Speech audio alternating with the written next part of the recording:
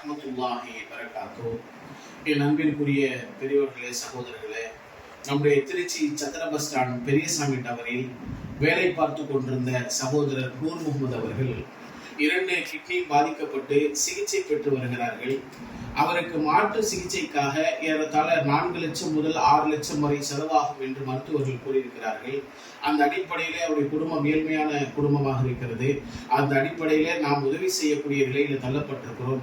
ஆகையால் இந்த ஜிபே நம்பரும் மற்றும் இந்த QR கோடுக்கு ஸ்கேன் பண்ணி உங்களால் முடிந்த எவ்வளவு உதவிகள் செய்ய முடியுமோ தாராளமாக செய்யுங்கள்.